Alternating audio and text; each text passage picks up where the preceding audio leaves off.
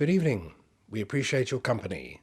Tonight on Bent TV, we begin with an extended interview with partners Paul and Andrew. We hear how they met and the support Paul has provided through Andrew's transition which followed. Then we finish tonight by meeting Youthworx, who use media arts to engage young people in the process of enrichment and skills development.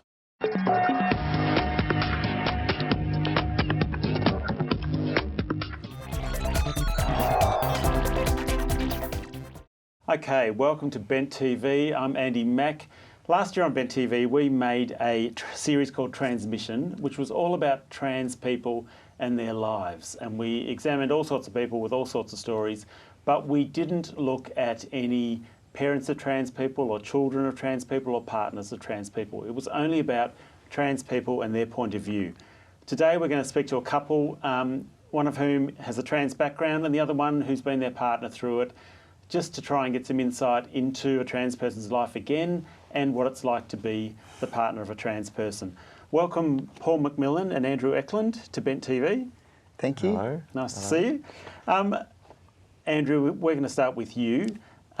Some people in their teens and in their 20s realise that they were assigned the wrong gender at birth and they're in the wrong body. But for some people, it's a bit earlier. What was it like for you? I've fairly well always known. My earliest memories, if you like, are from about 4 years old. I've come from a family with older brother, a sister, and a younger brother eventually. And, you know, we all had the baths together. You could see the difference between my older brother and my sister, but I didn't assume that I was therefore a girl. I assumed that, well, mine must be coming. I thought, you know, the appendage came in the post or something like that.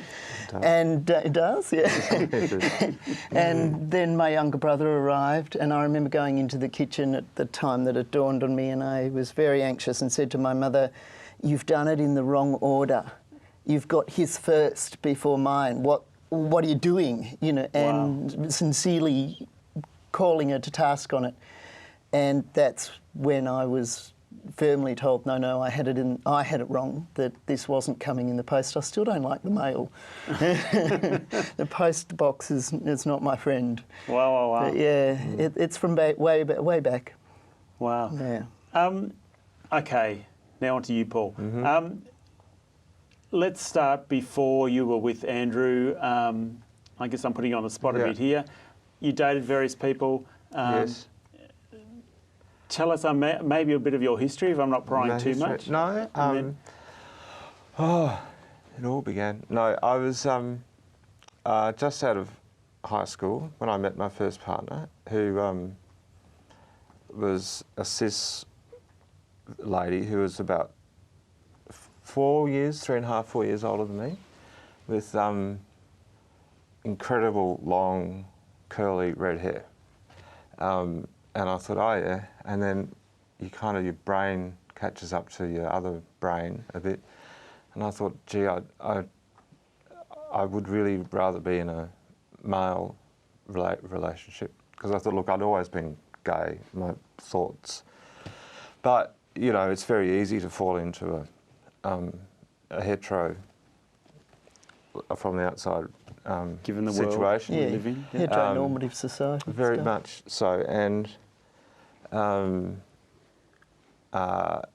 it was funny, I was thinking when you were talking about your mother, I had this recollection of, I was about 5 or 4 maybe, and I've got 2 older sisters. I'm the only guy amongst, I think there's 7 grandchildren. And we were having a camping trip, and all the girls are having showers and sitting down and going to the loo, you know, having a wee. And I thought, wonder why they're all sitting down and I'm not. And I went to sit down because that's what everyone else was doing. And Mum goes, no, you stand up because you're a boy. And I thought, oh. That's telling. Oh.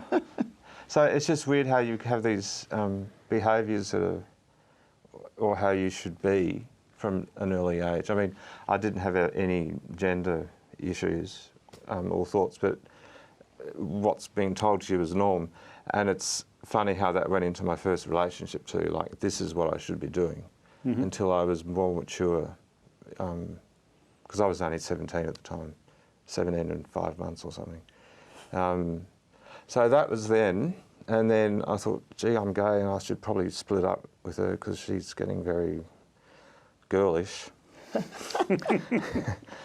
very, a little bit Mrs. Woman-ish. And so that was that, and then I met someone, and then he was, you know, he was a bit of a lad, I think. And then I was single for ages and ages, and then I met a guy who was, I thought, the love of my life, who was the most amazing looking person you've ever seen, and also attractive on the inside. But that went for a few years, and then I was single again for about 15 years. It's like, God, how do these people ever find people? I was like, oh. And then I walked in the bar with long red hair. Yeah, so this is where this is going to, because I thought, oh my God. Came full circle. Oh, here I am with the red-haired female. And I thought, oh, this is, oh yeah. I thought, oh, gee, I thought I was gay. and I thought, gee, everyone's going to be. Don't worry, you are. Well, and I thought, oh yeah, this is, oh yeah, I think I can get used to this. Oh, can I? Ah. So can you describe, Andrew, your first view of Andrew, how Andrew appeared to you? It was this kind of bouncy thing along with long red hair and glasses, who kind of sidled up to me and said, "How are you going?" Because I was, it was a Sunday night. After a rehearsal, I recall. Yeah. From your work and I wasn't having such a good day and just sitting on a chair. It was a bit of at the bar. Kind of thing. And then Andrew came up and started talking to me in pre-Andrew form. Pre-as is now form. And I thought, oh, this is all cool. And then a mutual friend came up and said, oh, so you've met, you guys have met. This person, yep. Because we've got a, sort of theatre and music, different Common backgrounds. interests. So we had common people that we knew, and he said, oh, you've met so-and-so. I went, oh, yeah. And then that was a help, actually, because we had much more in common than just a... Okay. Yeah. We had a lot of things in common, and the mutual friends helped. Cool. Yeah, we were sort of friends for weeks. Yeah, Okay, before. now we're going to cut this right now and go to a break and come back to Bent TV after this. We now have you with the outward presenting female version of Andrew, and we're going to go to the next steps after this break. Cool. Thanks for watching Bent TV.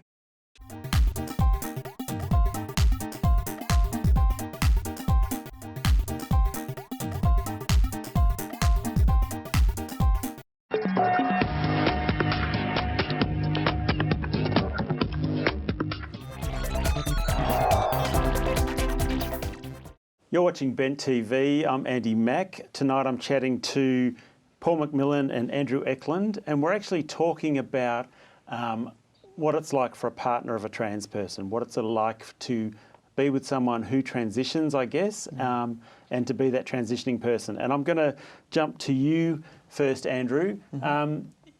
You met Paul when you were outwardly appearing as female. Correct. You started dating Paul. Yes. And then you had to somehow come to Paul one day and say, Yes, I did. hey, how I look on the outside is not how I really am. I've got a big surprise for you. How was that? It wasn't so bad in some ways because as we had mutual friends and meeting in the bar and so forth, so we knew each other, and one day he's walking up and I was in mid-discussion with my best friend about what I could do, that I'd found out that I could transition. And he's kicking me under the bar stool, like I'm going, what are you doing? And then I've realised Paul's walking up, and I thought to myself, no, I'm not going to stop talking about this, because if I've got new friends now, they have to know everything, or it's not going to work, or I'll have to make all new friends all over again. So Paul walked up into the middle of a conversation about that night. It was a real God gift in a way, because it just meant it was part of normal conversation. But there did come the day where the transition had got that far along that I was going to start medically transitioning, take hormones, begin that journey. And of course that was going to change things a lot. And that day was a really tough day to actually broach it and say, I am going to do this. And he was working in Brisbane at the time, and I was in Melbourne. So you just sent the text, is that right? No. Things seemed to have been heating up a bit, and we were talking every night, and I was starting to feel like a real heel, that I couldn't wait another 2 weeks for him to get back, and having said nothing, but I couldn't do it on the phone, so I had to fly up and have the conversation. Wow, good on you. Good on you for getting out and doing it and not being timid, because it's coming out to the, cube sort of. It's a really big thing to talk about and to say. And Paul, did you get it? Did you understand? And how hard was this to process? Right. Absolutely not at all. I had no idea. Andrew said to me within, the first few Sundays in the sleazy bar on Smith Street, that he said, I've got a male brain. I thought, well, You do crosswords or something, or whatever that means. Yep. So exactly, that's what I thought. Park a car well. You park very well. That's another story. So I thought, male brain, what does that mean? And then that transition talk started happening, and I thought, well, I've never consciously met anyone or had anyone or read anything much about it. And so I had no idea. And then the story, I'm going to do this and that. And I thought, your voice will break, whatever. And then to be seen as a man, I went, yeah. I think you just got all excited that you were finally being able to be hetero in public. Yeah. I was throwing him back in. Well, it was very funny because you could do things like hold hands and can't do it. Well, I'm not comfortable doing it, so it's harder. And then it's like friends and family. Wow, you've gone back into the hetero world, and they're all so happy for you. Yeah, they're all so happy. It's like, good on you, mate. You get that, and then you get other people who have different weird kind of jealous reactions, but no need to go there. But people coming up to me in the bar after your work saying, "Oh, good, you've got him back onto the right side of the fence," and all this stuff, and I'm just standing there going, "Oh no, you don't know what's about to happen. This is going to get good." But did the two of you lose some people, lose some friends? Short going term. From a hetero couple to a gay couple? Short term, not many. Yeah. Good. They sort of come back after a while. Yep, just a bit of a shock, and it was just need to go and think about it. And as you said, for lots of people, it's the first time they've known this, and they just need a bit of thinking time sometimes. Yeah. Wow. The actual physical and mental transition of transitioning. People are having drugs, and people talk about a second adolescence. How hard was it for you, mentally and physically? How difficult was Andrew to deal with all the stuff he was going through? Well, yes, it's a little like an adolescence. Yeah. But I think we were probably just getting to know each other anyway, so it was part of a natural, this is a new partnership. I don't know how hard it would have been if we'd been together for a longer period. So you were evolving and evolved. I think so. I can't imagine. I think it would be very hard if it had been 5 years or so. Yeah. That would have been tricky. But it was only about 6 months. But only 6 months is still 6-7 months is still enough time for you to form relationships. Totally. Between you and your friends. And good on you.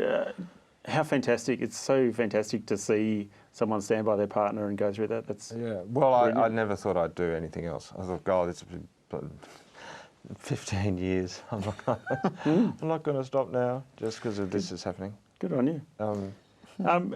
Andrew, you now run a group called F2M Shed that assists people who are transitioning from female to male. Yes.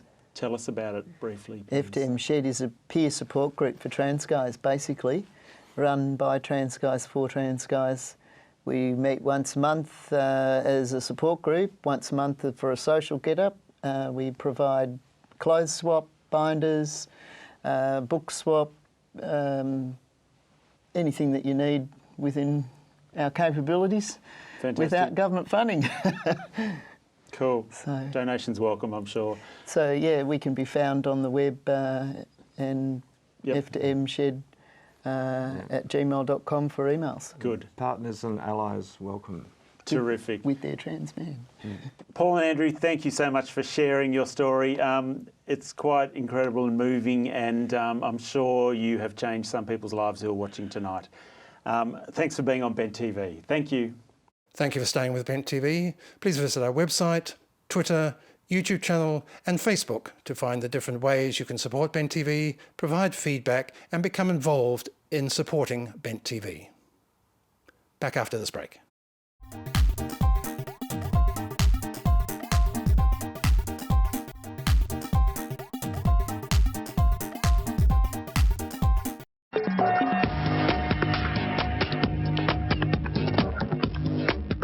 Hi, I'm Mark Hadden and this is a queer idea for Bent TV. Today in the studio I've got three guests from Youthworx, which is a very important Melbourne organisation which we want to tell you about. I have Amelia, hi Amelia, hi. John and Sarah in the studio with me. And John, I want to start with, can you tell us a bit about Youthworx and what they actually do? Sure. Youthworx is a youth media social enterprise that trains and employs young people who are homeless or at risk of homelessness. We operate out of a studio in Brunswick, and the whole idea of Youthworx is to use creative media to engage young people who have been primarily disengaged, I guess, from education, and create sort of, creative opportunities to firstly re-engage, but then build really genuine high-end creative skills. And also, I guess, tap into their capacity as individuals and as people, because often, the young people who have, I guess, have in some ways missed the boat through circumstances not of their own volition. They've got enormous potential, but if there's not an environment where they get to realise that, then sometimes that can get lost, and that's a great shame for those people and also for the community in general, I think. Exactly. And look, you were one of the founders or co-founders of the organisation. How did this organisation get started? Well, it's not like most things, started with an idea. It actually started with an idea that was from academics out of who were involved with Swinburne Uni and so on. A guy called David McKenzie and a number of other people had this idea to use creative media. It was originally based around radio and working with SYN, community radio station, and to create access for kids who are homeless or at risk of homelessness into SYN. And I got co-opted to kind of develop the idea, I guess, and put it in action on the ground. I was incredibly excited about the idea because all my work had been based around using creative arts and film and media, and I guess giving people to have tools to be articulate in their experience. So when I heard about the idea, I thought, this is just brilliant. How often you get a little chance to be funded to work with creativity. But I wanted to broaden it from radio because I felt like that was a great sort of entry point, but we needed a broader, longer term program. We set up in a studio out in Brunswick with a number of partnerships originally. So with the Salvation Army, they brought in the original seed funding, and then we had SYN, ourselves, Swinburne Uni, doing some research into the project. And initially it was just me, so I was employed on the ground to realise it, and I was employed by three of the partners, so I used to have meetings with myself, partnership meetings. but really I had a lot of support from that sort of steering group to kind of get the idea running, and it was a case of going, okay, great idea, how do we actually make it happen in reality? And so my challenge was to kind of put into practice and make sure it went from being a great idea to being an engaged, set up organisation with lots of programs running, which genuinely worked for young people. And that was my concern, was going, we've got a limited time frame to demonstrate this work. Great idea, but how do, let's get it happening, let's get kids in the door and make sure that they are actually getting those tools. Because it's one thing to say, give kids access to radio or film, but to get a kid out of their bedroom who's been disengaged, get them into the space, and then actually start to have the, to draw on their skills. It's not an overnight thing. There's no magic wand. You need lots of things in place to actually, and for that young person to realise that this is something that's going to be of benefit for them, and that they can take these tools and it can, and in some way help shape who they become in the future, and it'll give them more choices in their life. And that's ultimately what Youthworx is about trying to use creativity to give people more choices and greater freedom in what they can choose to do through a great vehicle, through film and radio, which are fun, engaging. You can tell stories, you can engage in a dialogue with the world. And exactly. So on, yeah. Now, Amelia, you're one of those youths. How did you get involved with Youthworx? Well, I dropped out of school at a very young age. I dropped out at the age of 14 after suffering with depression and anxiety for a long time, which made school very hard for me to go to. And after I left school, I was referred to a lot of different people, a lot of different psychiatrists, all of that sort of thing. And honestly, it just felt like every week I was at a different place. And finally, someone referred me to Youthworx. They said that the way that they teach might suit me a lot better. And at first I was kind of reluctant. Like, I'd had some really bad experiences with education and I just wasn't sure if this place was going to be right for me. But I went there and I joined the training program, and 2 years later I'm working there. That's which is fantastic. Yeah. Now, Sarah, now we heard that Amelia got referred to Youthworx. How do you find the people who are involved? So they come through a lot of different organisations who will basically recommend, just like what happened with Amelia, they will recommend students to us.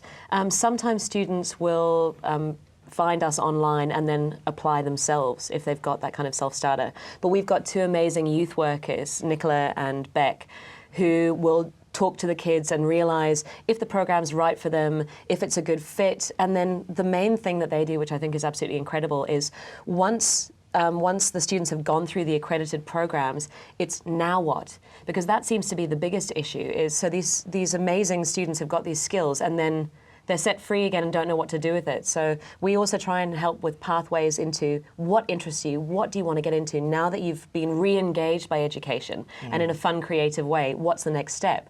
So that's how Amelia came into Youthworx Productions, because she was a sort of a shining star of the classroom, and we stole her into the next bit. And that happens a lot. Yeah, and just to explain a little bit, Youthworx Productions is the company that came out of Youthworx, isn't it, John? Yeah, that's right. So Youthworx Productions is a film production business, and that sort of sits at the end of the kind of training program. So the training program, again, evolved originally from that idea of the radio-based workshops, and we built, I kind of went in the early days, I went, this is great, these workshops are really engaging, but you're talking about maybe 2 days or a half day. And for someone who's been disconnected, really, it's a very rare person who can turn that into sort of opening a door beyond that. So it was really, how do we build deep pathways? So we partnered with TAFE, NMIT in those days, now Melbourne Polytechnic, and we started running a Cert 2, and then a Cert, the first batch of kids were coming through and I'm going, this is great, it's 2 terms, it's nothing. We're just scraping the surface of what these kids are capable of. We need a Cert 3 and then build back a Cert 1. So we had an 18-month training program, and then the first batch of kids were coming through and going, some of these guys have got so much potential.